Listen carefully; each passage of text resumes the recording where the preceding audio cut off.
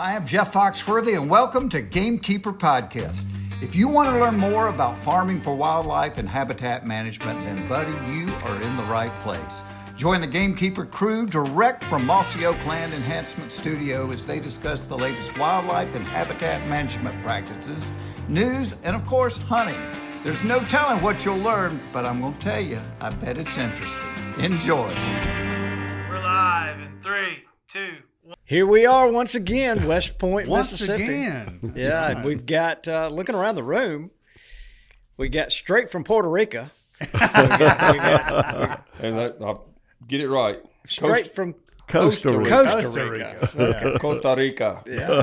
Yeah, well, we're glad you made it back in time to It join sounded us. like customs wasn't too fun for you. Not the best. Not the best. Is there anybody you want to call out? Any names? Absolutely not. No. I'll call out our buddy, Mr. Mike Bodner, Yeah, I for was gonna donating say. this trip that we bought at the charity auction at the Foxhole At the Foxhole. Shootout last year. It was incredible. What's the name of the place? You talking about where we stayed? Yeah. I don't know. Give me a second. My brain's not working. Never mind. Because I didn't, as we told the story before this, I hadn't slept in about almost, 40 hours now. Yeah. Missing a flight due to weather and other complications I coming would back. be not in a good place. Yep. Well, we hope you can stay awake. It's a Costa Rican. It's a place called Los Sueños, Los Buenos. and it is Sounds swanky. well. It's a fishing port, but it is extremely nice. You know what that means in English? I don't know what. The Suenos. That's Los Sueños. Ah, So my cousin is a travel agent and actually owns the one in Birmingham and has been in it for years and knows the world. And I asked him, I said, I bought this just to do something, and take a fun trip with Diane and get to fish a couple times, something I've never really done much of offshore like that. But tell me about Costa Rica. He said, oh, it's magical. He said, but I'll tell you what you'll see about it. He said, the people are just delightful. And I'm telling you, if we met 50 or 75 people, all of them Oh, were that's just cool. absolutely the nicest, sweetest, friendliest, It's a pretty cool culture. It really is. did you see any cool wildlife? Lots of cool wildlife. Lots of ones. See We'll monkeys? We'll talk about that after sorry. this. Lenny, has anybody ever But it was described fun. you as delightful? No, I don't What- think so. What's it like? Maybe.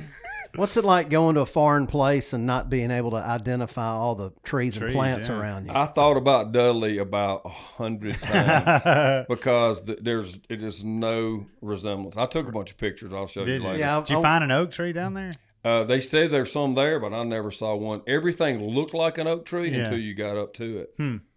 It's amazing. Wow, that's cool. Unbelievable. Yeah, and well, I mean, have fun. they had some trees I would say would be 60, 70, 80 dBH at least. Huge. Yeah. Wow. And no telling how old they are. DBH. What are we talking about there? Diameter at breast height, so Which is- 4.5 feet off the ground. Basically, the Breast. diameter you would cut a log, more or less, Thank you, Mr. Know-It-all. Yeah. What? Diameter Was at that to breast him or to height. him? I actually used to think it was diameter at butt height, but it's because but the butt you're cutting, of the tree, the back end of the log. Basil area. Yeah. Basal area is a totally different thing. Isn't it? It is. Yes. So, That's how many look, stems per acre. Pretty much, yes. It's pretty complicated, actually, but it is the density. So if you took a cross section of the tree at 4.5 feet That's right. above the ground, The where you diameter. cut it off, what is the area of that cross section over the course of an acre? Right. That's the DBH. The basal area. That's I the mean, the basal human area. basal. The DBH is simply the diameter at that height. Correct. Yep. There it is. there we go. And an There's your 80-inch forestry minute. 80-inch tree And is I will have to double check that to make sure I'm not No, wrong. no, you're right. How's the champion tree going? Is it?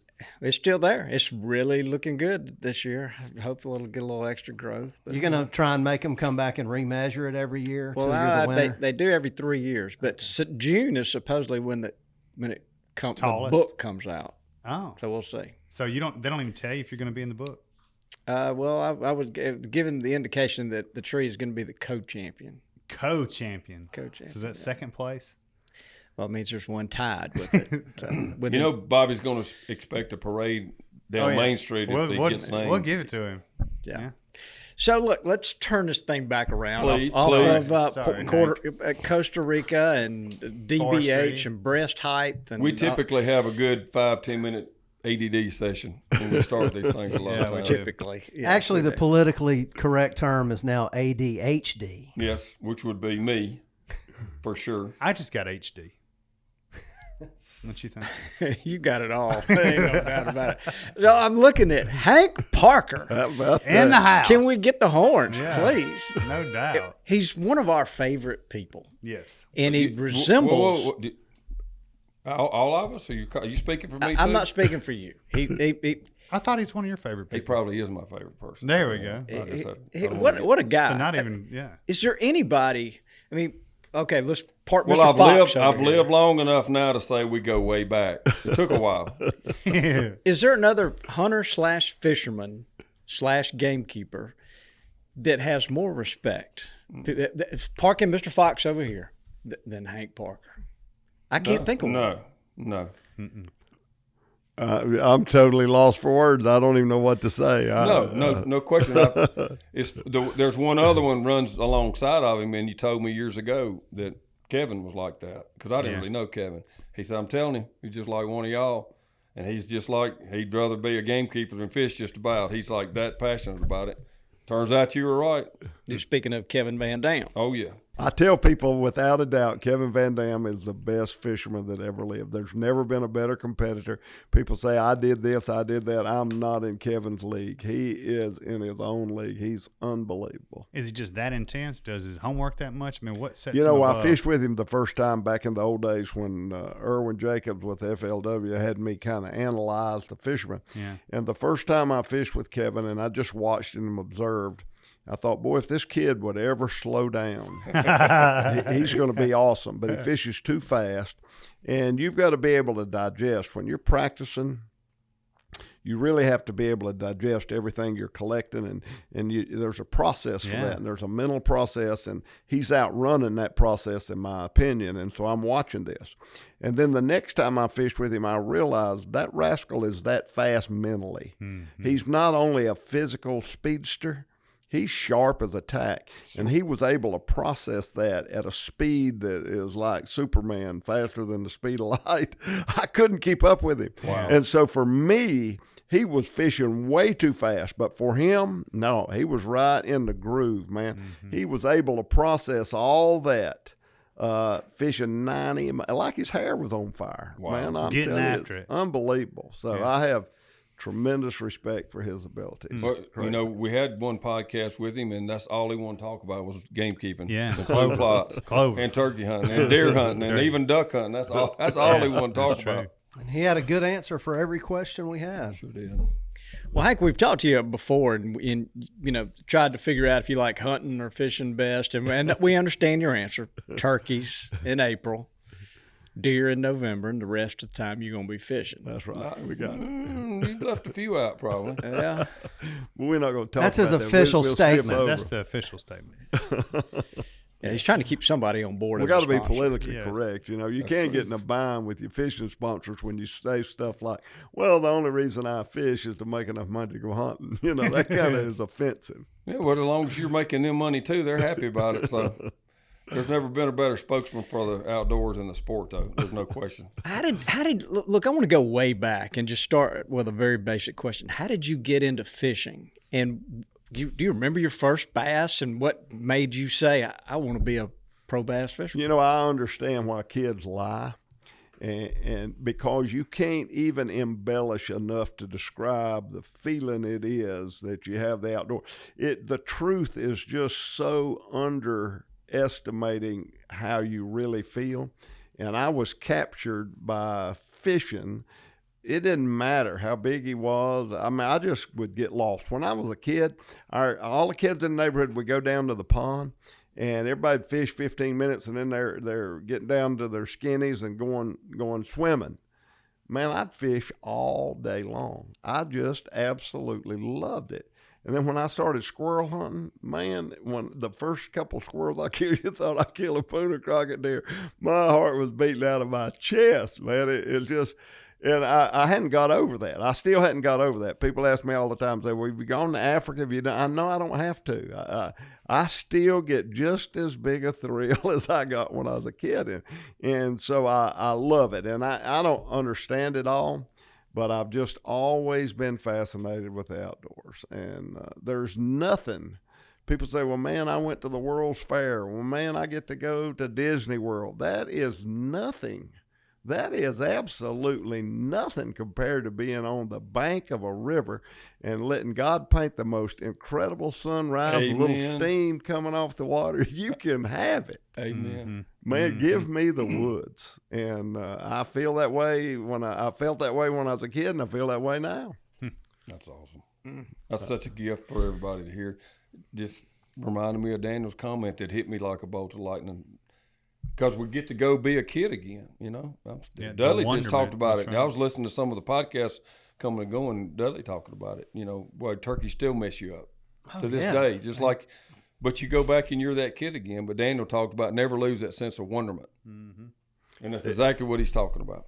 Toxie and I did something that was pretty incredible once. We called a turkey that flew across the river. And that turkey gobbled 50 times or 60 times on the other side of the river. We really didn't think he was going to fly the river, but we continued to call. That turkey flew the river and landed right in front of us. And in front of you. Yeah, I just happened to be pointed in the right direction. He was. But you didn't have to say a word. The look on his face and the vibes was communicating. That was so incredibly special.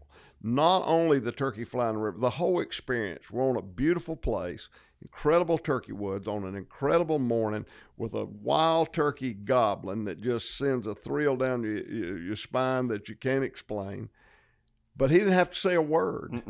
The vibes of how much he appreciated that, and I felt exactly the same way. So the camaraderie that you build, it's just incredible.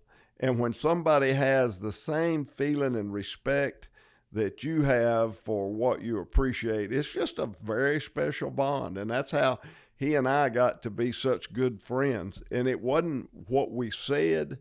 It was just the emotion that was involved that you understood. It was body language that never said a word. But you know how people say that, you know, there's a chemistry. And you just, different people, they just kind of don't have a chemistry. Some people, they just do. And like you said, without saying a word, it's been very special.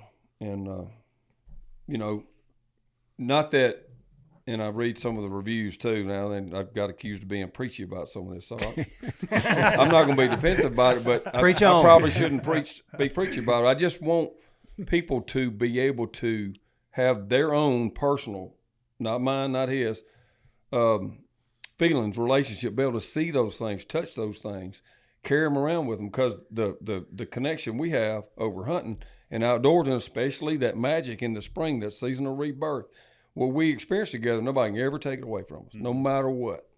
And it's such a gift, and that's kind of what we're trying to point, sometimes just trying to point people, and look, don't even find it in your own way. But Hank's guy, he hit the nail on the head, and it's about everything outdoors. We just get the most passionate about turkeys and, you know, deer and fishing and some of the stuff we're talking about. But it's all of God's wonders. It's just incredible. In a different way, I've never experienced it like we did in Costa Rica. Just an incredible, beautiful country. Flowers, nuts, trees, you know, plants of all kind of beautiful tropical stuff just everywhere.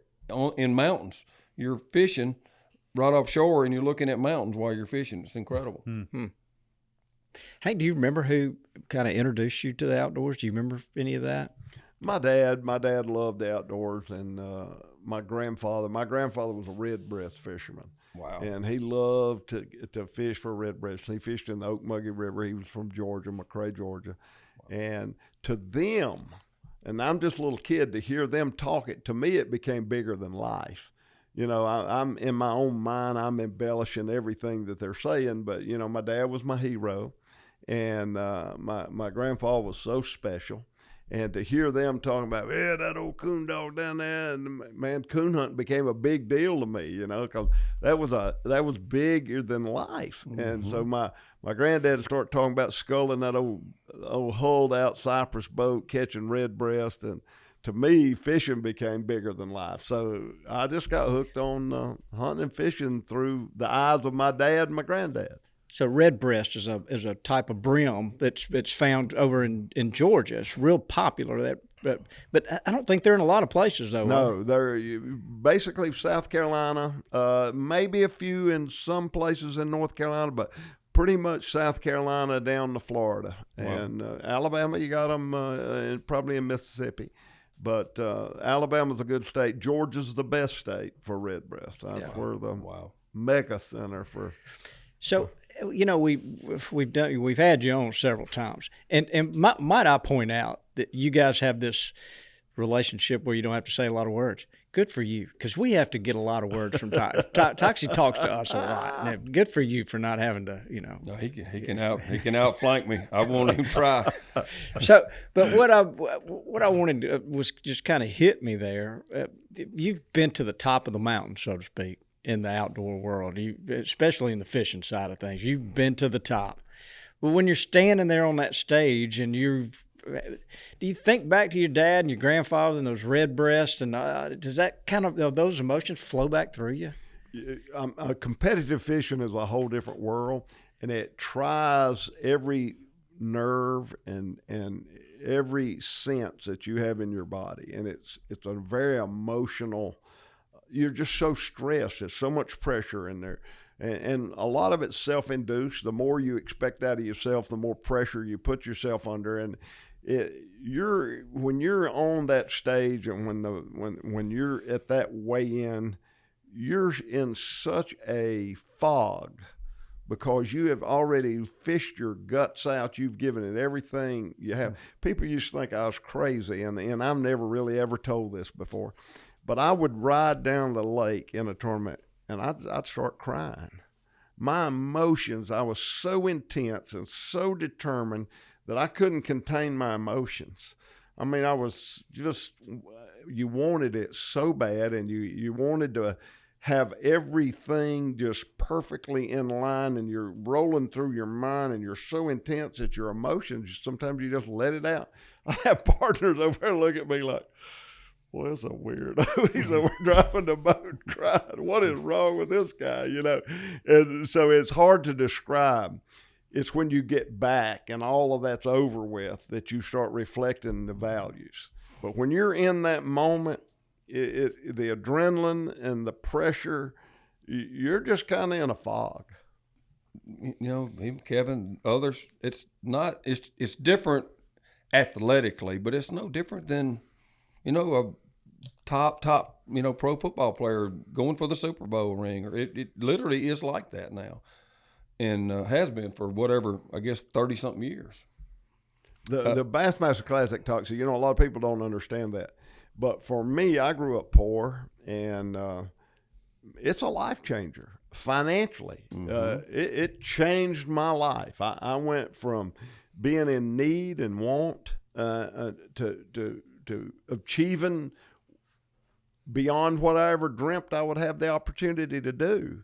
And it's a life-changing event. And there's only going to be one winner, and there's only one a year, and you got 15,000 people wanting to be where you are. Mm-hmm. And for you to actually pull it off and win, it's a huge deal. Mm-hmm. That may not be to the rest of the world, but to that group of people that are involved in that to make it happen, it is such a big deal. And to actually make it happen, it's way bigger than the Super Bowl, because the Super Bowl's got lots and lots of people, and there's a lot of factors, and it's teams. This is a solo sport, man. You're on your own. You don't have any teams. You don't have any contracts. You don't have any revenue. This is your one chance to get up there and make it. And if you win, you make it. If you don't, you're probably not going to. Mm. And so it's a life-changing event. They set the stage in the early days, the pioneers of that sport, because the emotion from a winner in these days. Now, some of them are pretty young, talented, but the winner today and what it means, it is. We just say the word Super Bowl because it's like the biggest thing in athletic sports probably. But you look at what that emotion he's talking about and how much work and then you see it just pouring out of every single year. Whoever wins is just overwhelmed. And actually, even if they've won it before, it's pretty cool because the whole origins of the sport created that emotion and what's going on today in competitive fishing. It's given there's more than one tournament trail. There's a bunch of them. Now, there's maybe 1 or 2, 3 big ones, but there's stuff you can tell us about other species besides bass. Yeah. People are making a living and feeding their family with, tournament fishing. Yeah. These offshore tournaments are insane. Yeah, they are. And that's a different than just like kind of feeding your family. That's over the top. But still, Very much. it's so vast today from the origins of tournament fishing. So, Hank, the year you won the Bassmaster Classic, you won it by just a couple of ounces. What's the story with that? That was a great tournament. I won it the first time in 1979, and 10 years later I won it the second time in 1989. And in '89, the first time it was kind of a runaway. I led it from start to finish. I didn't even have to catch fish the last day to win. So it was no pressure. It was just, man, but then the last tournament in '89 that I won, man, it was a pressure cooker because I had the chance to win it, and I messed up. I messed up that second day, and I made a very bad mental decision, and it put me so far behind, it was pretty much out of reach. No one thought, and no one had ever come from way back. I was in 7th place going in the last day, 10 pounds plus out on a river that don't produce many big stringers at all. So the odds of coming back were pretty slim. And so the last day I caught the biggest string of the tournament, and I ended up winning. But the real story behind that whole thing is old Jim Bitter, who's a great fisherman and a great guy. Jim, he led the tournament. And the last day he caught a fish and put it on his measuring board, and it was a keeper, and he went to turn around and put it in live well, and it slipped out of his hand and jumped back in the lake. So it cost him, and it paid off big for me.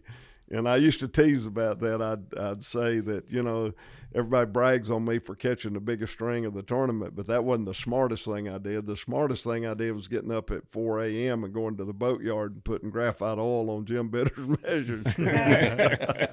So when did you find that out? Was it after you won he told you? Tim Tucker was his outdoor writer, and Tim Tucker told me, he said, boy, Jim lost one overboard, but I don't think he's got any problem. He's far enough ahead, and he said, I've talked to everybody. I think Jim's going to win. And I said, well, how much weight does Jim have? And he told me, I said, well, Tim, that could be a problem because I think I got about 14 and a half pounds. He said, no way. I said, no, I really do. Wow. And so I knew then he was telling the truth, and then he finally figured out I was. So he said, oh, this thing's going to be within ounces. Wow. What a great story. And it was the right way. Wow. That's amazing. So, have you ever had a conversation with Jim Bitter about that? He has never gotten over that. I did a seminar with him. I wonder why. And 2 years later, I made that little joke about the graphite oil. He didn't see any humor in that at all. Yeah. Wow. Well, so what we want to talk about today is improving the fishability of a pond or it could be if you're on a reservoir somewhere, Yes. you improve it around your fishing dock or something. And want it to relate to everybody. Yeah, that's right. That's right. And so, look, you, as I understand it, you advise people about building ponds and, from when they start at scratch, here's where I'd put structure and what I'd put in. And so let's pick your brain a little bit about what are some of the things you feel like you've got to have. And let's talk about building a pond, and let's talk about if one's already existing things that you can do. A lot of people are looking to have structure that's enticing, that looks good, standing timber, big brush piles, beaver huts, those sorts of things. And I tell people all the time, if you're really building this lake and you want to share this, and you got kids and people that you want to share with, rock piles are a lot easier to fish than brush piles. You put a brush pile in that goes from the bottom of the lake to the surface, that fish can suspend anywhere in that brush pile. And you got to be a pretty good fisherman under certain conditions to finesse and work and catch that fish out of that brush pile. But a rock pile, he's going to hang down there next to the bottom. He's always facing down, looking in that rock pile. And you run a little crankbait or a bait that you don't have to finesse quite so much, and you can be a lot more successful fishing a rock pile than a brush pile. So I try to encourage people to put way more rock piles in structure in the lake than big brush piles. Big brush piles are really hard to fish. Well, then you got to get the fish out of it when you do hook it. That's another problem. You're exactly right. So it's a whole lot easier. Canes, we have a lot of canes in the South, and canes are a good thing to put in a lake because you can get a fish through it. Where a cedar bush, once he wraps up in that cedar bush or a cypress tree, you're done. Mm-hmm. But you can snake him out of those canes. So structure is so important, though. So those rock piles, you're probably talking about doing that when the lake's under construction. Well, no, but you can go and add them. I tell people all the time, don't be intimidated of just going out there and putting 15 old cement blocks. You get somebody that's building a house or tearing a house down, and they got a bunch of broken cement blocks. Get you a wheelbarrow, put them in your pickup truck, take them out in the John boat, and drop a marker buoy. Always drop a marker buoy, and then pile them up around that marker buoy. Would cinder block work good? Yeah, cinder blocks work great. What about depth? I mean, is it 6-8 feet, or is there a specific depth, or just the fish are going to be on break lines, and if you're going to put some structure in a lake, it's always if it's 2 foot up on the flat and it goes down to 5 foot, that break line would be a good place to put your rock pile. Gotcha.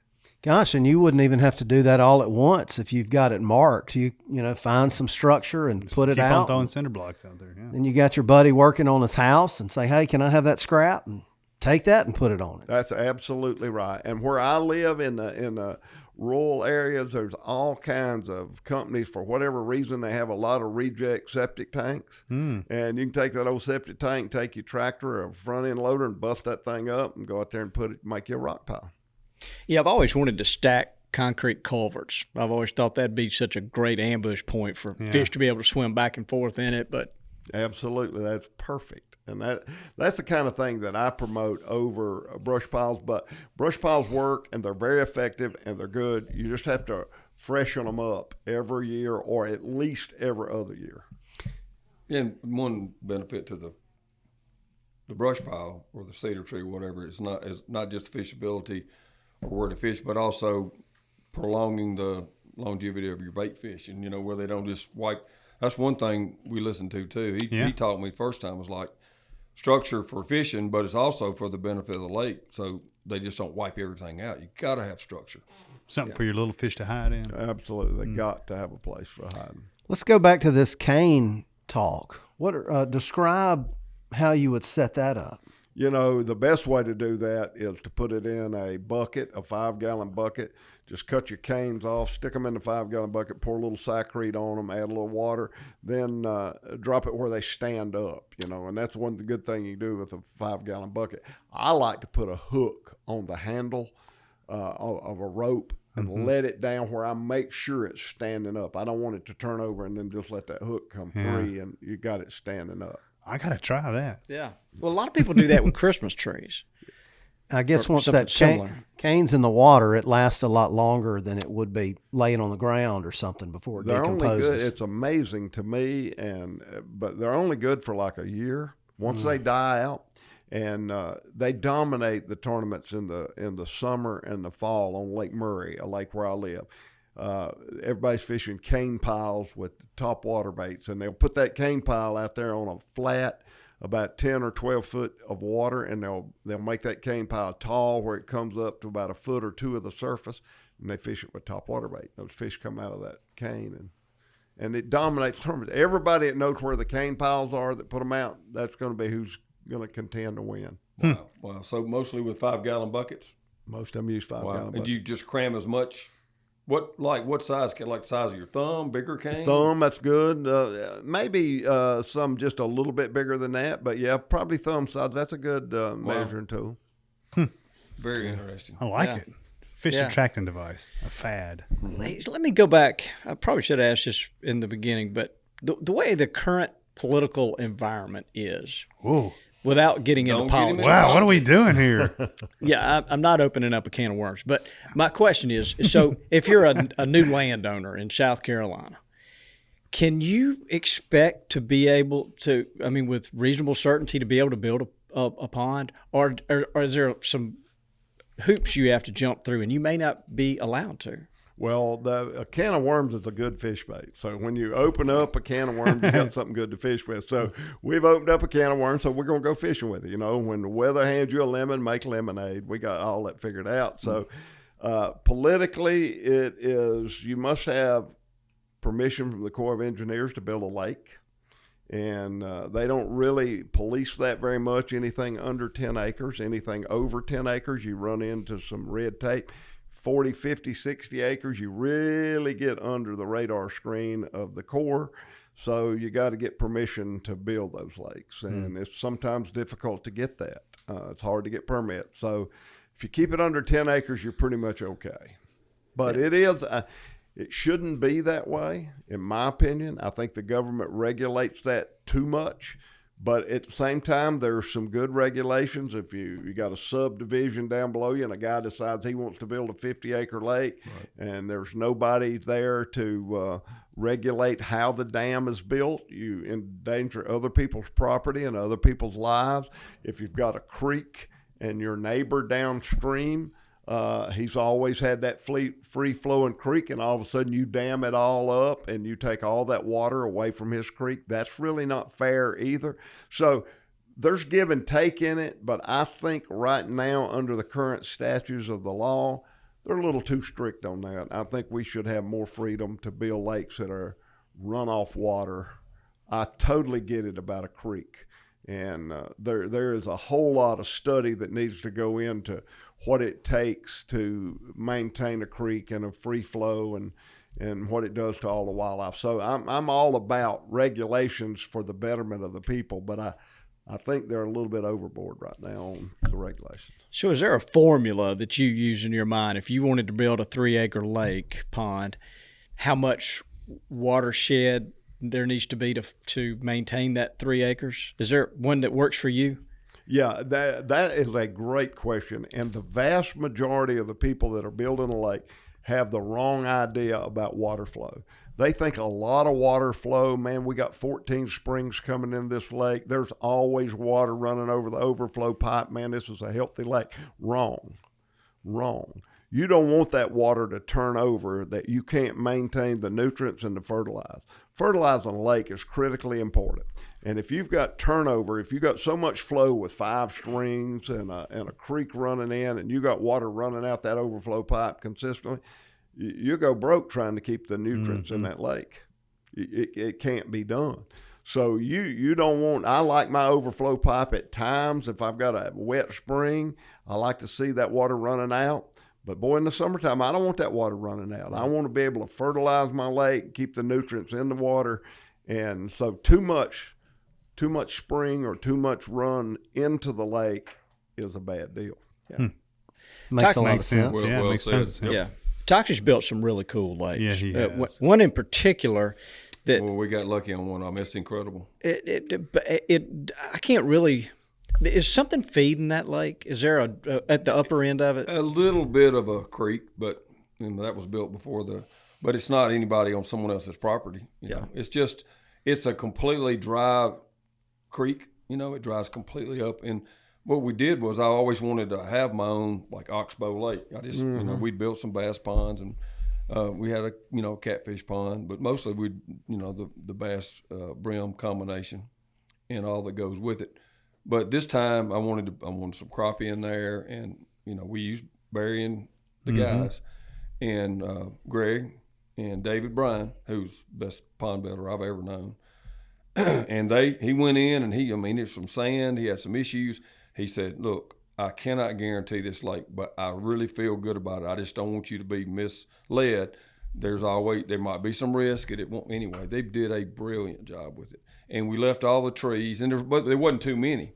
So there's a bunch of, today, 15, 18 years later, it's full of tuber gum and cypress and a few that died that, were preserved. But what happened was when they stopped crappie and brim, they were going to let them go and then bring bass and striped bass, because the striped bass, can keep your numbers down on crappie and of course, they're always so conscious of the trophy bass part of it. I just wanted a crappie pond too.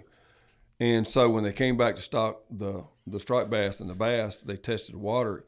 and the acidity was so high. They said, honestly, we can't. I called back, and Barry said, bring the fish back. Don't charge them anything. They won't make it. And what we put in here probably won't make it either.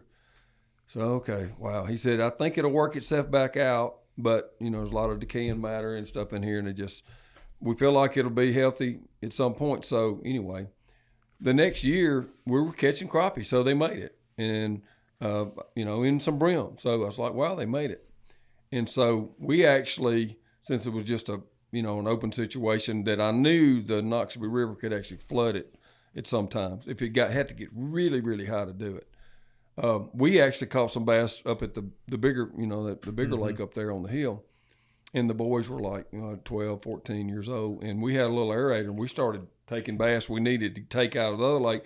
And we probably stocked, this is the one we're talking about, it's about a 25-acre lake. And we probably put 50 or 60 bass in it, say a pound to 3 pounds. And Bobby's fished it since then. It's crazy. Yeah, I don't know how many years went by. He came back after that about 3 years, and it was so vibrant. And there was plenty of crappie, but there weren't too many, and we were catching bass like crazy. It was just beautiful. Just like I've always dreamed of having, just like a natural oxbow lake. So they shocked it. He said, you've actually got some wild species in there. There's a few gar, there's some grinnell. He said, all that's helping you keep it in balance. Actually, I kind of like what it turned out. You're lucky. But that's how we ended up having that one. I just wanted one that was kind of, let's just call it all natural. Yeah. Now, So those bowfin grinnell that are in there, were they a result of the river flooding it? I think they lived in the mud. My opinion is the river has gotten in there maybe twice in 18 years. Yeah. So they were in there before the river ever got in there. So I think you can tell me more about them than I know. I understand they can live in wet mud for a pretty good while. Long time. We had a pond that they had for ducks, and they had a big lake, and they had wood duck houses on it. And so they would take that lake and open the gate and flood the cornfield down below. And the farmer came down there one day and said, these duck houses shouldn't even be here. He said, the minute these little ducks hit the water, he said, there's some fish in there eating them. Well, we figured out real quick it was bowfin. Mm-hmm. And they said, you need to drain this lake, completely drain it. And so they drained the lake and left it, pretty much started in the spring draining. And they left that thing, it was no water in July. I mean, none, zero, bone dry. So they filled that thing back up with some rain in September because they're going to need to flood the duck pond in November. So the lake fills back up. Next year, farmer says, hey, fish are back in there. No, fish can't be in there. There's no way the fish can be in there. We drained that lake, and it set dry. He said, I know. Somebody's come back and put fish in it because I'm telling you, I saw them eating those little ducks. So you go in there and throw a spinnerbait, and you catch a bowfin that weigh 8 pounds. Yep. Well, that lake was dry. How did they? So they survived. We talked to the biologist and said, oh, no. They buried up in that mud, and they survived 2 hot summer months living in the mud. Yep. That's amazing. Yeah, that is blew amazing. my mind, but the biologists swear that's exactly what happened. Wow. Lanny, I know you're thinking about you're managing a pond now with some algae, some coontail starting to weeds. work on it. Yeah. Yeah. So Lanny's kind of on a project that's a reservoir that's being used to irrigate some crops, but it hadn't really been managed and had never been managed. No. I know it's been there 30-something years. I bet it's older than that. And it was built for irrigation, but, just kind of left its own devices. It had been stocked with a little bit of everything, but no vegetative work has been done or fertilization to help manage that. So it's got a pretty rich population of fish in it, but if something's not done, they're going to lose it. We're going to put some rock piles in that thing. That's right. Yeah. And some cane, But some he's got 5-gallon cane things. He's got a lot of aquatic weeds. He's got to get under coontail control. and fibrous algae. Some of that's good. I like coontail, fine. I don't want it to take over, but I highly recommend grass carp. I don't like chemicals. I hate to use them. Sometimes you have to, and I've been in the situation where you absolutely had to, but I much, much prefer managing the undesirable aquatic growth with white amora or grass carp. There's one Honestly, out there. Yeah, there is a grass carp. There's in one giant one. We Yeah, call but him one- we call him one- Biggie. Yeah, but He's one like- won't do it. You know, my they, kids they swim warn with us- him. They put them in there at about a pound or so, and they say, look, they just do an incredible job. And For 5 years though. yeah, we had a 2-year-old carp weighed 20 pounds. Mm-hmm. Seriously, they grew that fast. And they keep saying, well, they're getting old and lazy. But what I was going to comment, they've never stocked one that didn't keep a lake cleaned up for me, Yeah. even problem lakes. So they keep eating, even into when they get bigger. And it's not 10 to 12 fish per acre, I think, what you're supposed to yeah, put in there maybe or something like that. Like with no more That's than probably pretty close. Mm-hmm. Depends on you can have a weed problem that it requires 15, More than that. 16 per Yeah. acre. But really and truly, when they do get over 20 pounds, they're not as productive. They're eating machines when they're 8, 9, 10, 11, 12 pounds.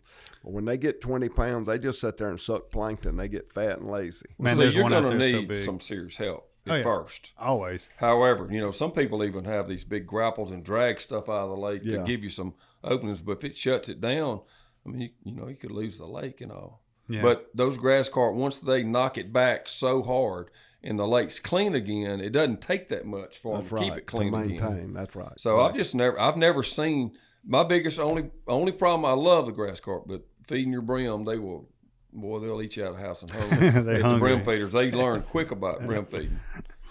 So you got to figure out how to do something about that.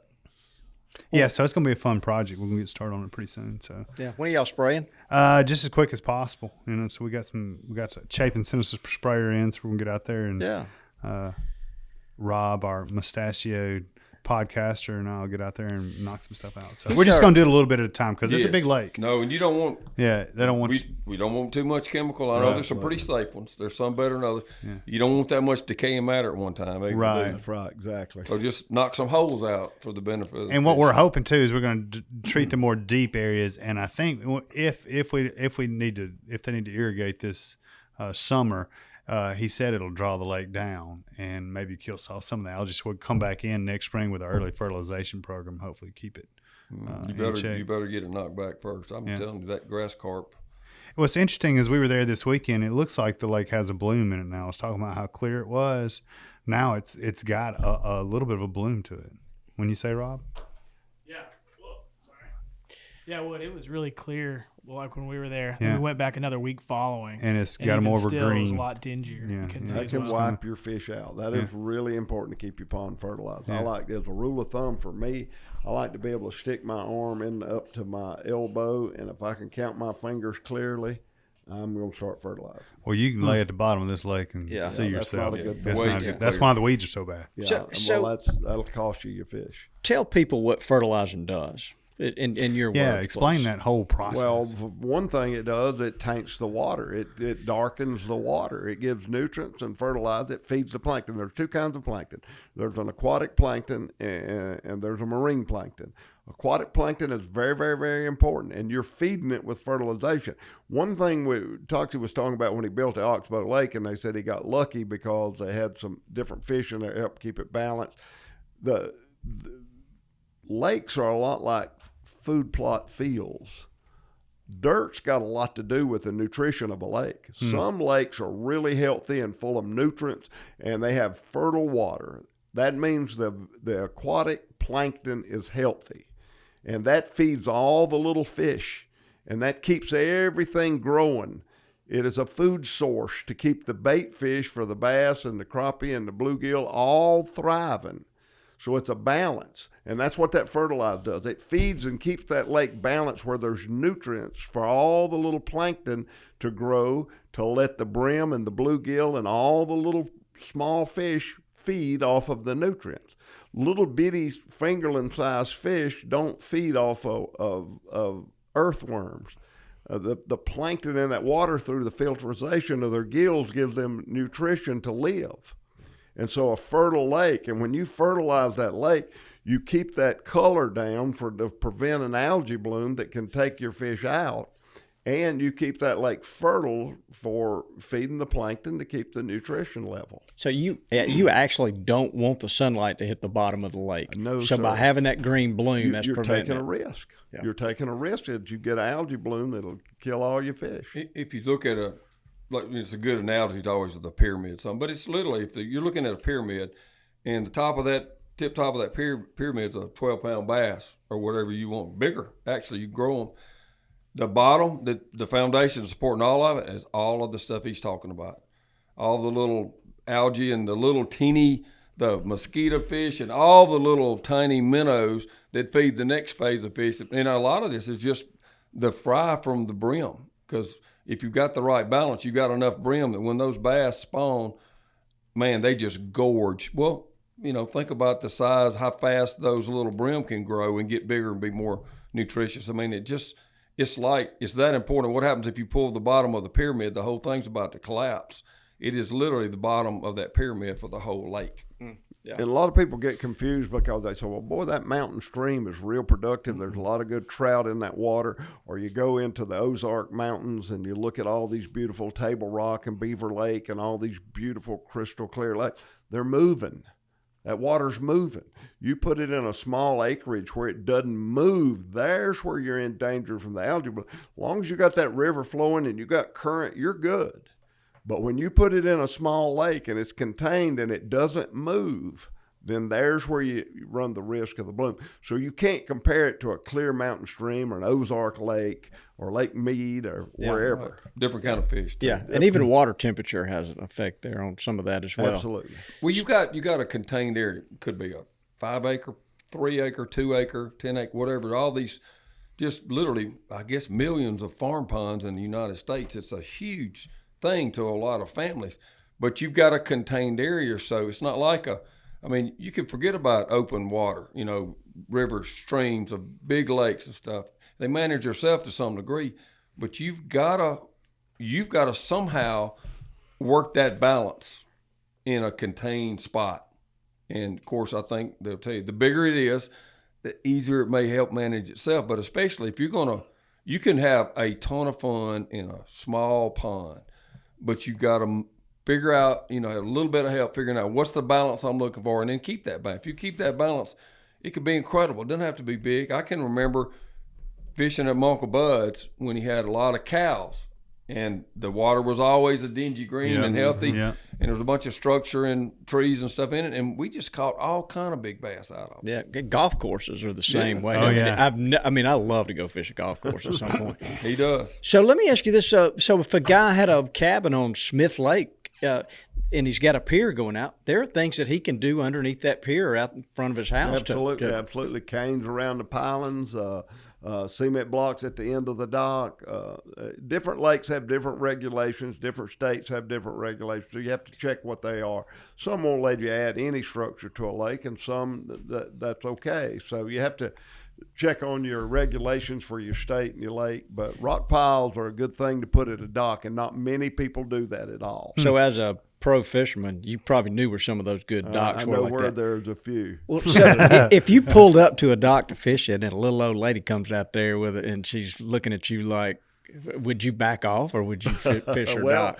Depends on the circumstances. I will tell you a funny story. I was at the St. Johns River in Florida, and those people get really, really bent out of shape when you fish the canals. And we're down there competing for a tournament, and there's a lot of bass bedding in the canals. And it's public water, but they don't feel like it's public water. They feel like it's their canal. And if they have a half acre or 100 feet of frontage on that canal, that's their 100 feet.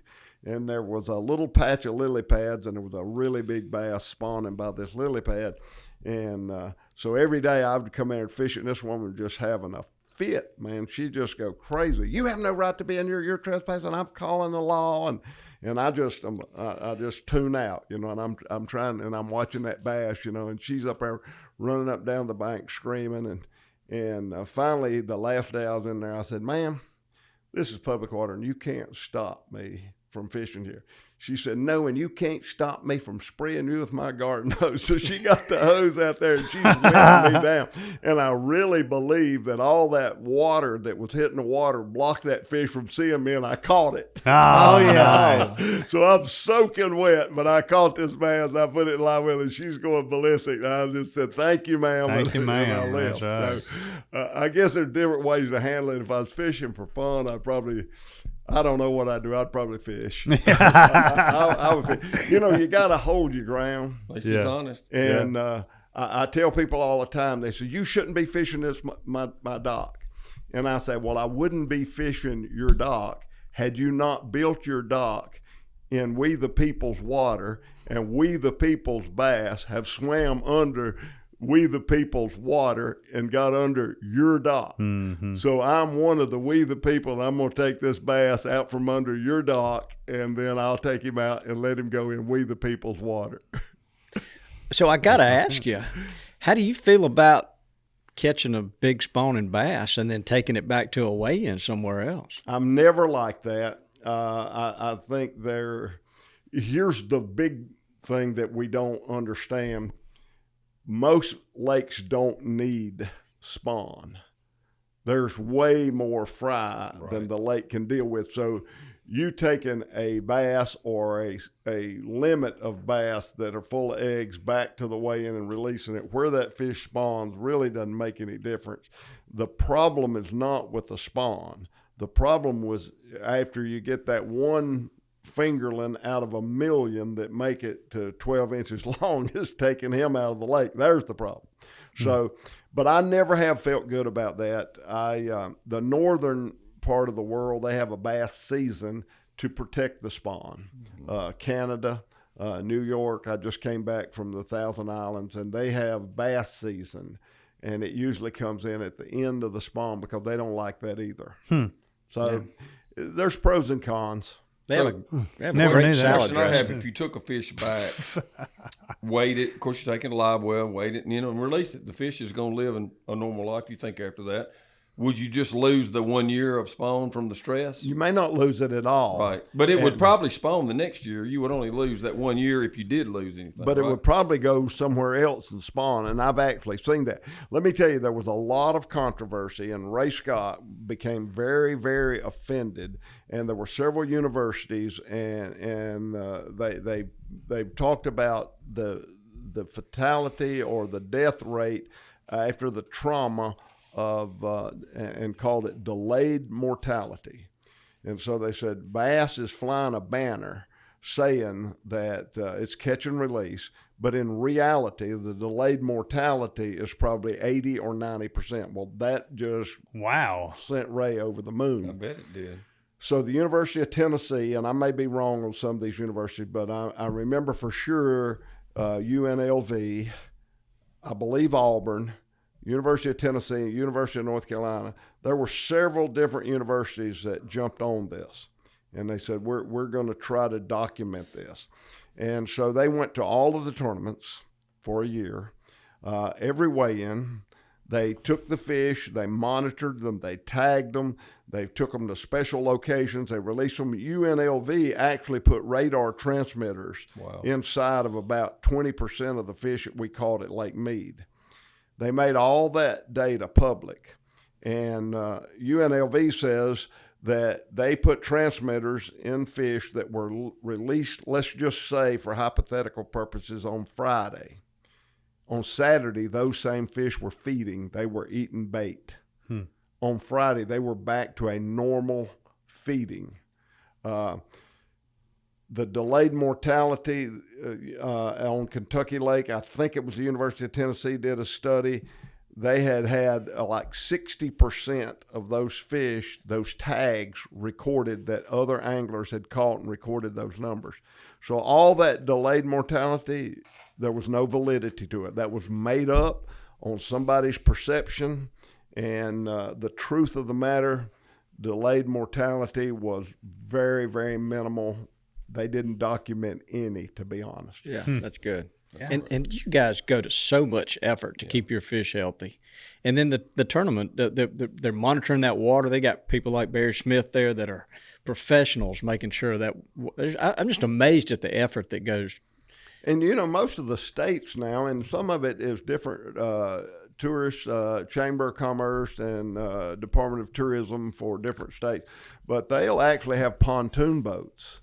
And they take these fish from the weigh-ins, they put them in a big tank, they put a chemical in there that restores the slime, that the natural slime that protects the fish, and they put them in that tank, leave them a period of time, put them on a pontoon boat, and distribute them in different parts of the lake. And they're not all released right there where the weigh-in takes place. Yeah.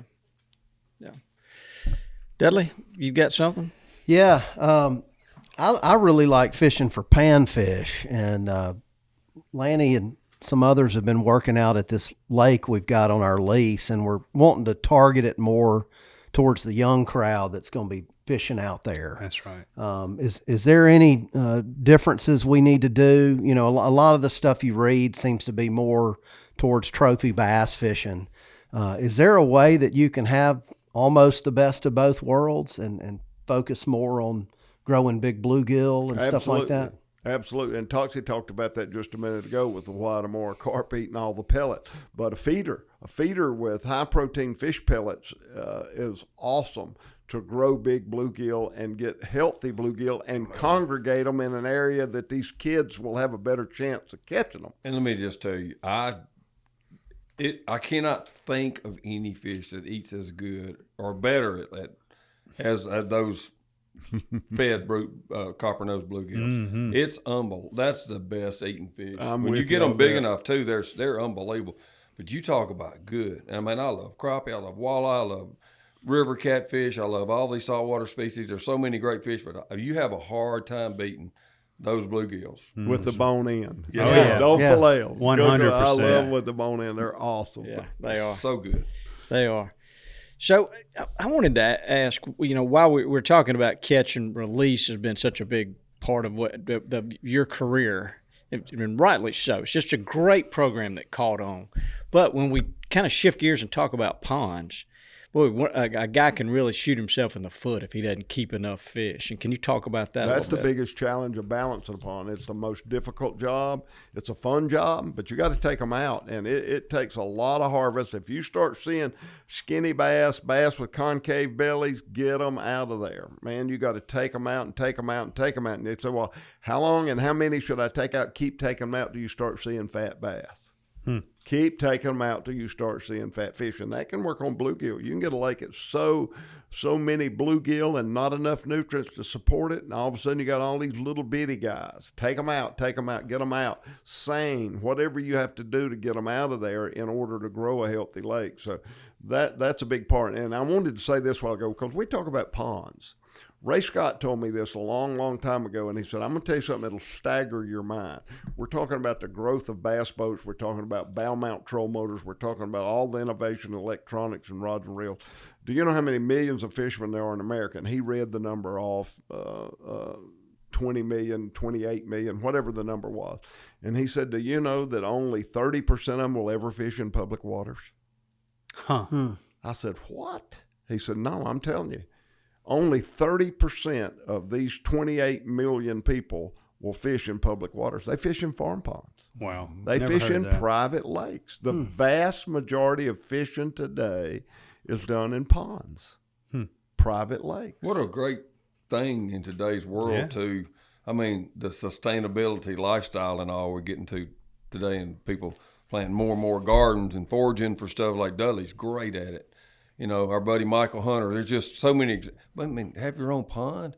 I mean, the best thing you can do if you're trying to grow these bass is keep a bunch of the whatever 12, 14 inch and under ones. I mean, you just about can't keep too many of those there's a science to it more than me just rambling right here. But what a great nutritional thing for your family in today's world, and what's going on there. I mean, there's 100%. such an unbelievable resource for this whole nation in all these farm ponds. It's crazy. Yeah. And there's so many of them. We forgot to go to the grocery. Well, let's go catch a couple fillets. No doubt. Absolutely. Hank, help me here. So I love bass. I love trying to catch a big bass. I want to get one over 10. Mr. Trophy. Lanny over here, if he catches a 7-pounder, he's going to take it home and eat it. and it makes me crazy. Not in my pond, he doesn't. Yeah, I'm those 10 to 14 inches now. But I did hear you mention. Did you say you had a catfish pond that I'm not aware of?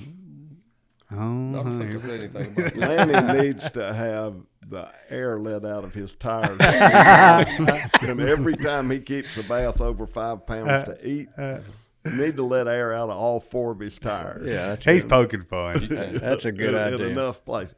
Let me tell you, let's talk about just a life lesson. And we're talking about farm ponds and putting structure in and catching fish and catching bluegill and making it for the kids.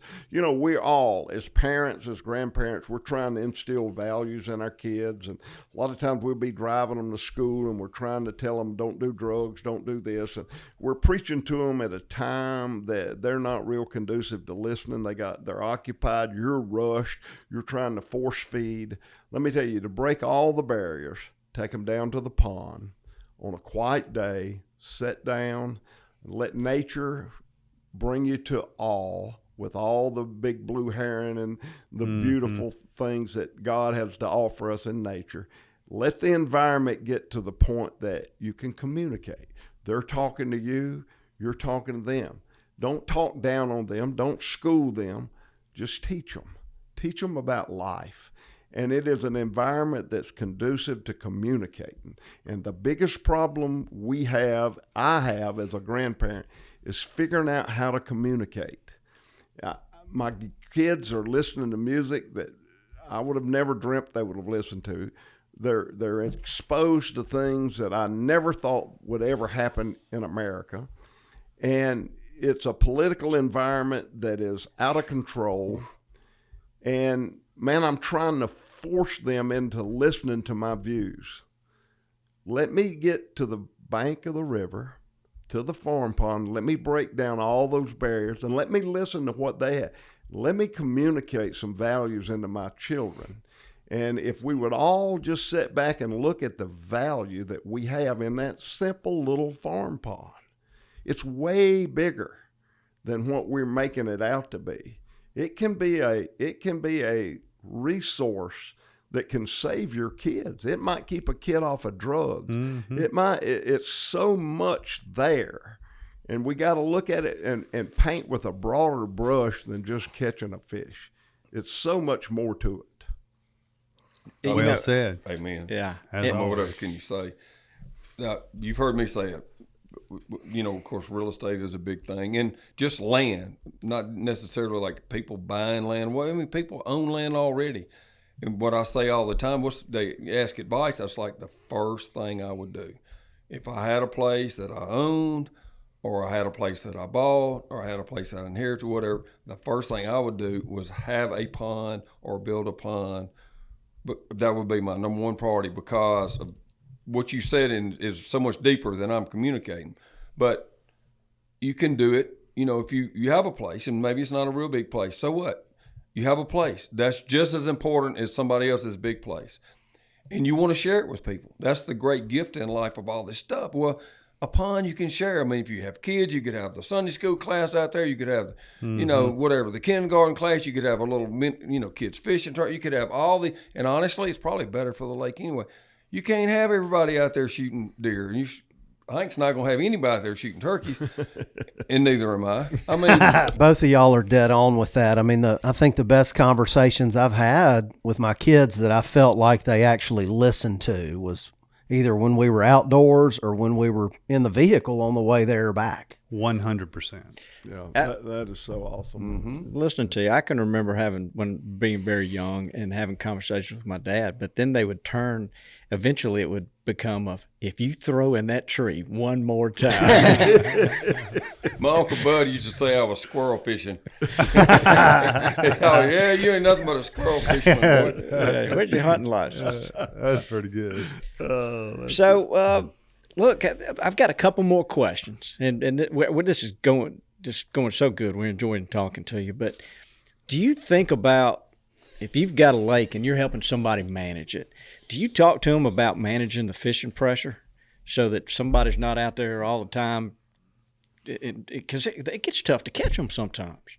It is, and I tell people, and I hate to keep referring to Ray. I guess he's such a big part of my life, I don't realize it. But Ray called me one day, and he put out a video, and it's available. It's still today. It's called Great Small Waters, and how you can improve an existing lake, or how you can add structure to a lake that you're currently building. And it was and he wanted to promote it. So his lake's pretty awesome, and it's in Montgomery or Pentlala. And he said, "I want you to come down and fish my lake." And I said, "I'll come, Ray," because I know how Ray is. I said, "I'll come, Ray, if you promise me you will not let one person fish it for the next month." He said, "Well, it ain't going." I said, No. I know it's your opinion. It's not going to hurt anything. But I know what it can be like if no one's on it for a month. So if you'll promise me that, I'm going to pencil it down, and I'll come, and we'll do a show. And we'll promote your video, Great Small Waters. He said, "Okay, I promise you." So about a week before, he said, "Hey, Hank, Orlando called me, and he's in a bind, and he needs to shoot a show, and I'm going to let him come down." I said, "No, Ray, I'm not coming. I'm canceling. Take me off the calendar." I said, "You let Orlando come the day we're finished." He said, "Well, can you come a day early?" I said, I can. I'll come a day early." So we went down and we fished, and literally the first day we caught about 120 bass. Ray caught one and weighed 13 pounds. And I've just I'm doing a YouTube series now called Rewind, where we look back, and that just aired at Ray's anniversary death at the Bassmaster Classic. We rewound it, and then we played it on May the 11th. Last year on May the 11th when Ray passed away. But nevertheless, we fished. We caught like 120. We went out the next morning. We did a few cutaways, and we fished again. We caught about 16 or 17. Orlando came the next day and caught 8 bass all day long. There it is right there. Yeah. I mean, that's how bad it shut that lake. That's a 78-acre lake, and that's how bad it shut it down. Wow. So if you're a guy and you own a small pond, if you own a 5-acre lake, how do you manage that pressure? What do you tell people? Let somebody fish it once a week, and not overfish it. And if you see that that's shutting them down, back it off to every 10 days. If that's shutting them down, back it off to every 2 weeks. You got to keep it in perspective. Now, that's bass. Your panfish, they're not going to shut down that easy. So you can fish it a lot more often for panfish. And most of the time when you're involving children and your family, it's a free-for-all. Mm-hmm. Somebody's going to be fishing for bass. Somebody's going to be fishing for catfish. Somebody's going to go to it, because the family's more important than the fish. Yeah, somebody's going to be throwing a stick to their dog. Yeah, that's right. That's going to happen. That's going to happen. My dog's going to jump in after the first bass. Lanny, you got another one? Questions? Yeah. Always about fishing. You described to me years ago how those bass are underwater, and it's almost like, I guess you put yourself in the bass's shoes in order to catch them. And you made a reference to, it's like that bass is sitting in a tree stand in that brush pile. Can you revisit that and talk about, I guess, what would trigger a fish to bite more than anything else? Well, we always thought that you enticed a fish into biting. We always thought that. That was our whole method. My dad taught me, you make that little minnow look like a wounded minnow and make it look easy for him, and you entice him in, coming up and eating the bait. Well, then there was a guy named D. Thomas from California. He came out and he started the flipping technique. Mm-hmm. And when there was a real bad cold front, when no one was catching fish through enticing methods, he would go out and he would get fish to react out of impulse. The fish is a lot like a snake.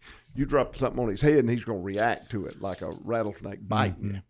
So D taught the whole world that you could catch fish with a whole different method rather than enticing them through the flipping technique, and that was getting them to react to your bait out of impulse. So we all built on that, whether it's fishing a spinnerbait, whether it's bumping a jig off of a log or a piling on a boat dock, trying to trigger that strike to get that fish to react out of impulse. So to go up to that brush pile, the first thing I do in my mind is I say, what tool? A fishing lure is nothing but a tool. What tool do I have that would most thoroughly fish this structure? And then when I catch that first fish or that second fish, I'm starting to put it together. Ooh, they're not on the bottom. They're suspended up. Also, I don't have the perfect tool. I can adapt and I can change. I can modify my tool to be falling a little bit slower because these fish are in the upper column rather than the bottom column of the water. And so my lead's too heavy or whatever. My jig's too heavy, or I need to put a bigger trailer on it to slow it down. So you adapt and you modify, but you're always trying to envision what that fish is doing. Mm-hmm. And it makes a big difference in whether you catch them or not. One fascinating thing is, and I've had the privilege to do this multiple times, you go to the Bassmaster Classic and you're watching KVD and all these other guys go out in the morning. They all got the same lures. Here's 40 of the best fishermen in the world. They all got the same stuff. Some of them's going to catch them, and some of them is not. The ones that catch them are the ones that made the right envision where that fish was and how to present that lure. Because this guy had the same lure at KVD did. KVD won. He was the one that put it all together and figured out exactly how to make the right presentation under the circumstances of that day. And so that's the whole method of madness. And that's what you were talking about earlier about his ability to process that information. Rascal's just so good. Yeah. Interesting. Lanny, I think if we bound be the fish, man. His hands, it'd be like gagging him. People ought to watch this on YouTube and watch when Hank's explaining something. His hands are everywhere. He's good with that. He's Reminds good me, with it. when the time he took me on his boat and we were going, I love this story. He was like, I love this story. we're gonna keep up. No, I am not competing with you. This is silly. No, it's like, so he said, here, use this. So it turned out it's the first time I ever knew about it. It was a chatterbait. And he said, use that. And we were fishing on a guy. It was a farm pond, but it was a big one. And I would say maybe 20, 30 minutes into this, it's like, and I don't want to even say anything, it's like 8 or 9 to 2 or 3, and I've got the 8 or 9. Your favorite. Yeah. Oh, yeah. And he's picking up another rod, and he's watching me back there and giggling at me a little bit. He's like, of course he's got the boat, and he's controlling where he's at. And I'll never forget, it was probably, I'm going to say in that 8 or 9, 10 to 3 or 4 range. I'm like, oh, my gosh. I got him. I don't even want to say anything like this. And he looked at me and said, well, and he'd been through so many, he was just, he had so many rods laid out there, just all organized. He would just pick up another one, He said, looks like I'm going to have to do something I didn't really want to do, but anyway, I'm going to catch fish. And so he got a jig, and now I realize what he was doing. He got that jig, and another hour, it was like 42 to 8 or 9. And he was the 42. I mean, just as fast as he wanted to catch them. When he decided what he was doing, that's what he's doing. And every now and then he would skip a spot and say, "Hey, try right there, boom, again, catch one." But what he talked about today is what he was doing. Yeah, it was a jig. Yeah, figuring it out. Oh my gosh! And is every cast. Interesting. So I know you've had this question a bunch, but I'm gonna ask it anyway. So just say you've got a afternoon in June, and you're taking the kid out for a spin around the lake to catch a few bass. What are the 3 setups you're taking? What are the 3 lures, and how you gonna fish them? That's a really hard question because, again, a fishing lure is a tool.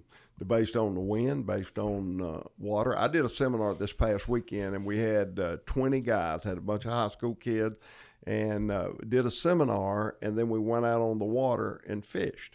And it was a 25-mile-an-hour wind, pouring rain.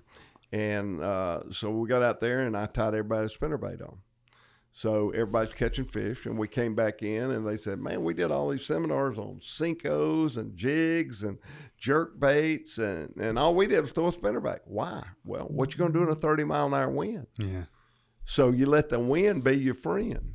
And so you can't control a plastic worm with a 3/16 ounce slip weight on it in a 30-mile-an-hour wind. You can't fish a jig. You can't even think about throwing a jerk bait into a 30-mile-an-hour wind. So everything is contingent on the watercolor, the temperature, the conditions. And it's just like you got this big old snap-on toolbox, And if you got a 3/8 inch nut, you're going to get a 3/8 inch driver. And a 1/2 inch is not going to do you any good. And a 1/4 inch is not good. You got to have the right size for the right job. Fishing's exactly the same way. So you got to, just based on all the conditions, even though you're on a farm pond. Now, a plastic worm and a spinnerbait are both adjustable wrenches. You can do so much with them. Okay. So That makes if sense. you only had 2 baits and you're going to the pond, have you whether it's an inline spinner like a rooster tail or a spinnerbait, and have a plastic worm. You can fish that plastic worm with a lead, without a lead. You can put it on a little shaky head. You can fish it Carolina style.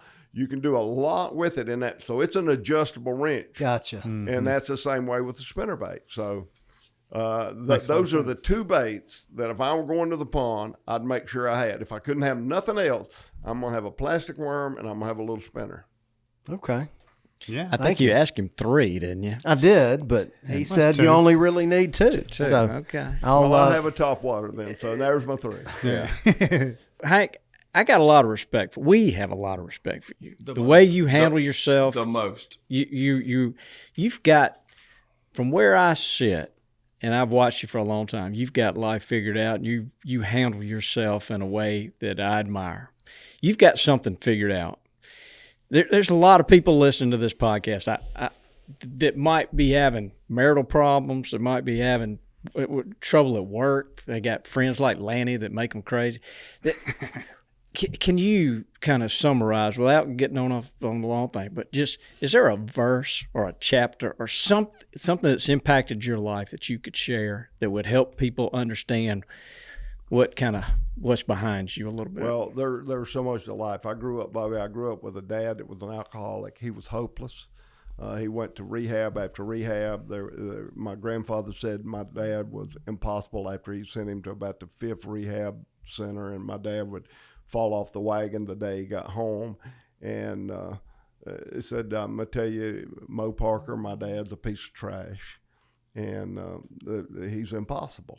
And my dad got an invitation to go to church one Sunday morning, got saved. He came home sober, a new person. Take the word impossible and you put an H in front of it, becomes him possible. He can change your life. I was a kid with a bad attitude, all kinds of issues in my life, and I trusted in Jesus Christ. I gave him my life, and he took control. And everything, Bobby, is okay. You cannot lose in this life because Jesus Christ is the future. And you have a home in heaven forever. So it doesn't matter really what happens in Washington, D.C. Do I care? Yes, I care. But does it rock my world? No, it doesn't rock my world, because my hope's not in Washington, D.C. My hope's not in me. Thank goodness my hope is not in me. My hope is in the Lord Jesus Christ. And it changed everything in my dad. I watched my dad go from a drunk to a model citizen.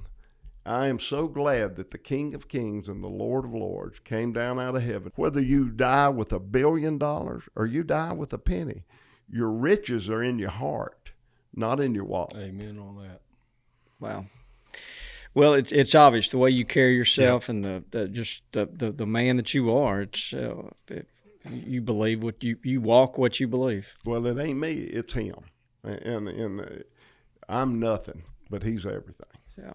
Well, you've certainly been impressive to watch as a person. Golly, Unbelievable. And it's, the thing that I would say, there's so many words that I would have an adjective for him, but if you just saw it, it's conviction. Yeah. It's such a deep conviction, and it starts there, but it's, right there with family and friends and the outdoors and the wonders of God and fishing and competing and everything. There's such a conviction in business. So good at what he does, but he has that conviction. Yeah. And that's just like something we could all learn from him, is when you have things, you do things that matter, do it with that conviction. do it the right way. That's what he has taught me. He has taught me just by that example. It's just an open word. It wasn't a particular one thing. But, starting with his faith and everything else, he does it with a conviction. it just spreads joy to all the other people around him too. So How did you guys meet originally? Do y'all remember? Cuz set us up on the turkey hunt the first time that we really spent any time together. yes, I had known about Toxie. I'd heard about Toxie. And my first experience was I admire and Harold Knight is such a true friend of mine. And Harold's one of those same guys. You don't have to say nothing. It's just I'm so emotionally tied to Harold Knight and his values. And he told me, he said, out of all the people I talked to, I'd rather talk to Mr. Fox about squirrel hunting than anything I've ever done. He's such a delight. Do you know Mr. Fox and Toxie? And at that time I didn't. He said, let me tell you something. That is the model family of this industry. He said, Toxie Hayes is the real deal. He said, but better than Toxie is Mr. Fox. amen. And that, for Harold to say that, because when Harold, he's like E.F. Hutton. When Harold speaks, you better listen. He's an old country boy, and he's gonna butcher the Queen's language, but his wisdom is way beyond a literature expert. He is very wise, and he has a heart of gold. And that's the first intro that I got to the Fox family was through Harold. Wow. It was just always a chemistry to it, and he makes it easy. But there's a, just like here, I mean, you just, there's nothing wrong if you don't fit in somewhere or don't feel like that's kind of my cup of tea. He just got through talking about Jesus Christ. I mean, love everybody or try to. But there's just some things fit and some don't. And one of the things with all of our crew and with him, he could be the king of this. It's like he's sending that signal, don't take yourself so serious. I mean, he takes his life, his family, his faith more than anything seriously. But don't take yourself so serious. So it's constantly fun and kidding and practical jokes and one-liners and original humor. He said more things, just like Harold. I mean, they could write a book on these little old sayings that they made up or just popped in their head, like Bob Dixon used to be. Yeah. And so there's just that chemistry, and you're having fun. Well, the one thing I'll say about the two of y'all is I've heard both of you independently say, I hadn't seen him in a couple of months, but the second I see him, it's just like it's like you hadn't been apart at all. It never fades. It never fades. I mean, I've got others like that too, but you count him right there, on your hand. It doesn't. It's just the same. When I saw him today, it's that, that unspoken word is exactly the same as when the last time I saw him. We was in camp together. So Hank, as we end these things, I always ask these guys, what did we learn? But I'm going to look at you. Did we teach you anything absolutely. today? Yeah, there's a lot of synergy in this room. There's a lot of camaraderie. There's a lot of genuine love and compassion for one another. And that's not a good topic among men. Men have a hard time saying, hey, I love you, buddy. I love you, buddy. I love you, buddy. Men have a really hard time with that. But agape love, that's the way Jesus loves us. And truthfully, whether we admit it or not, we need each other. Yeah, we need each 100%. other. Killing a turkey wouldn't be important if I didn't have Toxie to tell it to. It wouldn't be a big deal. But when he feels the same way I do and you accomplish that, it's a motion that I play off of him. We need each other. It's special to be in this room. I wish everybody that's listening or watching this podcast could feel what I feel in this room. It's electric. And we need each other. And men are really, really, really weak in that area, admitting that and really facing that. You're very important to me. Each one, we all play a role that fulfills us. And apart from there, we don't have it. So there is so much energy in this room, and it's genuine. Yeah. And that's a refreshing. There's a lot of fakes in America. There are a lot of fakes, but there is a group of real people, and you'll find more real people in the outdoors than any other place in the world, in my opinion. There is a lot of fake in society. But that's my sermon, if I'm going to be preachy, is like, there's one thing you can't fake, and that's nature. It is the real deal, regardless of the age we live in, and the political, and the electronic, and the video game, and the whatever bad influences, and all the hate spewed everywhere. We're just trying to point people there. because it is the wonders of God. Yeah. Unbelievable. But it is that place that, I started thinking how we got to keep evolving in the AI age. And, oh, my gosh, what is that going to mean to all the things we do and the more, technical or sophisticated side of business that you have to tend. It gets more and more complicated, and people compete. And just like an iPhone every year, what they do is miraculous. Again. Nature never. We're connecting people with nature. And actually, that's what the world needs more of than anything, and caring for it and appreciating it. The kind of love we share hunting, is bigger than the hunting. That's what we're just trying to do is connect people to that. There's an army of hunting and fishing people already doing that out there, and they're bringing people all the time. But it is the one thing it doesn't change. It doesn't, you don't have to recreate it. We just have to help people connect to it better and better. And it's such a counterbalance we have got to have today, especially in this country, but everywhere. Yeah. Well, golly, we've said a lot, but there's been some really good words come out of I'm listening. I'm dying to say this. If you would have gathered everybody from Mossy Oak around the table when you said, hey, we're going to reintroduce Bottomland, no one would have ever dreamt it would have had the revival and taken the superior position with all the digital capabilities and all the colors and all the new dyes and all the new material. That is a statement within itself. Mm-hmm. The outdoorsmen like nostalgia and they like real. Bottomland was birthed at the most real moment of this company. And look where it is today. It is probably your number one pattern. Oh, it is. And who would have ever thought that if you would have been a round table for discussion at the time that you rebirthed Bottomland? What a statement that is in itself. That's pretty amazing to me. That's a topic for another day. Yeah, it is. It is. And authenticity to get off the top, but it happened so much more organically from the outside in, from the world, kind of telling us than us trying to, force it in some way with some magic, giant campaign or whatever, It just is what it is. So. What they said to you, Toxie, and what they said to this company is we're not in about all this high-tech design. We're into you. We're a part of you. We're a part of your company. We're a part of what you stand for. We're about Gamekeepers. We're about giving back. We're into conservation.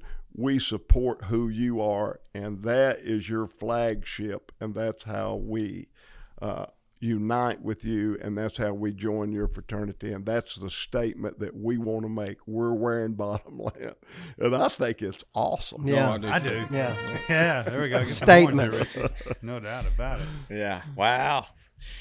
Look, I don't. Topic for another day. We can go on that one for a while. It is. Hank, you got this great big old truck out front and a 20-foot I'm talking about a good-looking Ranger out there. What's next? What's happening tomorrow? Well, we're going to go up to Montgomery, and then I get to go home. I got Hank Jr.'s got his middle daughter graduating from high school. I could have answered grandkids are involved at some point. We're going up, and I'll get to hang out with my grandkids, see my granddaughter graduate. Well, leave the boat if you don't mind for a few days. Bobby's, I kid about me in that boat. Bobby has been wiping the slobber off his mouth. I went home last night, and I told my wife, she was getting ready for bed, and I said, you should have seen the boat he had. the trailer is beautiful. It's a pretty fancy rig. I'm going to have to get look, That's his nice nickname, all this is true, but he's a gear guy. Yeah. He is so particular about his gear. I mean, so I've seen boats before. I can only imagine what it's evolved to today. Well, he's the only boat. I look at a lot of boats. He's the only boat I've seen with a prop cover. He's got a little boot over his prop. It reflects light, and that keeps these little girls on these cell phones when you're driving through Atlanta from running over you. I wanted to be sure to see that. That's a great idea. Yeah. Safety first. So that's a Ranger, right? That's a Ranger. And they've been your sponsor since you were in a canoe. This is their 55th anniversary, and I've owned a Ranger for 50 years. So wow. When they came out in 1968, I was only 13 years old. Wow. So It took me till I was 18 before I got my first one, but I pledged in my heart when I saw Blake Honeycutt in the first one ever, I would have one. No, that's cool. And so I've had one now for 50 years. I've owned a Ranger boat. And what a great man. Yeah. Oh, No my doubt. goodness. Yeah. He's told me so Leader. many unbelievable stories about Mr. Forrest. Yeah. Mr. Forrest and Mr. Fox had the same piece of cloth. Yeah. Boy, that's saying something. I'm is. telling you. Yep. Forrest made the statement one time. He said, it's no use to dream if you're not going to work. Yeah. It's no use to work if you're not going to dream. And I thought, that is such a great. good philosophy in life. I will say that's one thing Daddy could do is, and still can, but it's like it'd give you a book of wisdom in one little short saying. Yeah, that's right. Yeah. Just like that. Yeah. But my problem is I wasn't listening enough until I got older. Yeah. We think know. we all You didn't go have to say through that. We all go through Oh, there's that. no doubt. I wasn't listening. I just, say to everybody, it's a privilege and an honor to surround yourself with great people and to be a little bitty part of an incredible company that has put together a team of people that's conservation minded. And as long as you're a part of the Mossy Oak fraternity, you've got a say in what's going to happen with our future. So we all need to unite together, and I am so proud to be just a little bitty part of this organization, and it's been cool to be here. Well, Look, look, he's Yeah. downplaying him. He's a huge influence he's had on everybody. That's Me and everybody. Me, all of us. Back. And so, Yeah. I'm speechless. The gratitude, deep gratitude. yeah, everybody, thanks. The way you represent Mossy Oak out in the marketplace, we just want to say thanks. So, all right, I think we've loved on each other enough. But you did great. We enjoyed it. I knew we would. Toxie, I'm glad you're here from your travels. sleep. Made it back. Yeah, get some rest tonight. Yeah. I'll nod off into this mic. Oh me, Dud, you got another question? I'm good. I'm fulfilled. I didn't love even- everybody. Yeah. Love y'all. Take your kids fishing. Yep. Take your kids fishing. Spend time with them. All right, why don't you say goodbye, Dudley? Goodbye, Dudley. Get us out of here, Richie.